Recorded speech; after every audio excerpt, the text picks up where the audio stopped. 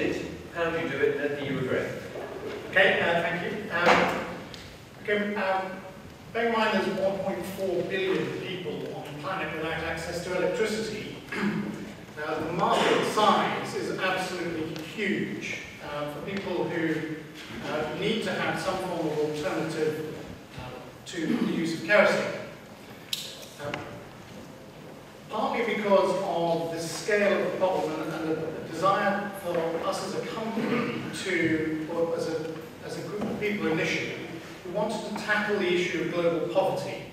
The form of the structure was really driven by how we felt it would be best to achieve our overall goals.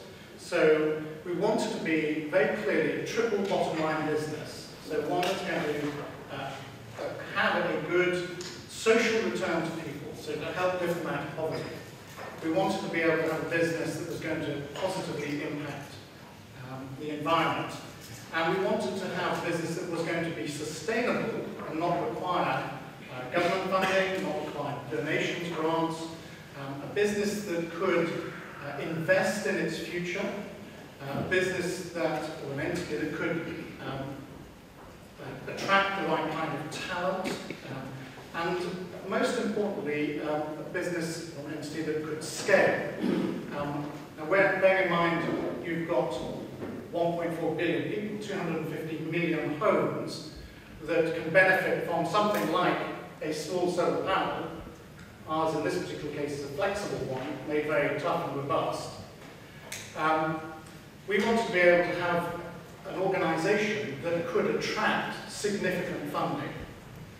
So, as we launched, we raised several millions in getting seed funding. We're now an early stage business and have a very good profitable growth. We expect that within 5 years we'll be achieving over $4 million EBITDA. We should have something like 700,000 tons of CO2 saving and over $800 million worth of economic surplus to the people we're aiming to serve.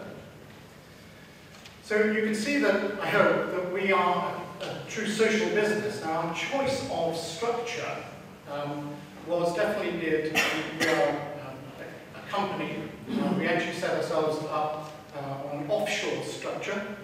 And part of the reason for that was that was helpful to not people like me who are based in the UK, but our investor who was outside the UK.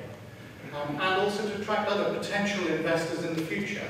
It gives them at least a form that they can plan their tax differently. But I would say that one of the biggest advantages is that we're finding that investors are approaching us, or we are able to approach investors who are thinking of multi-million level deals, rather than the tens, hundred thousands. Because when it comes down to it, the effort that goes into these bigger deals is pretty well the same as the smaller deals. I'm sure many of you have felt and experienced that. And because our ambition is to be of significant scale, those investors want to see that we're preparing and planning for that. I think that probably the only negative to the structure we have is that you consequently can't attract a sort of gift aid or any form of tax incentives. But we're also finding that I think this movement, this notion towards social enterprise, is impacting the sort of consumer level as well, whereby we, for example, on our website, we have something called a buy one, fund one program. Now, people know they can't get a tax break on this, and yet they're still buying one, paying twice as much, knowing that the other half of that money is going to fund an entrepreneur in, we're in Madagascar, where we've got 1,000 entrepreneurs program that's launched there. And we're finding that people actually value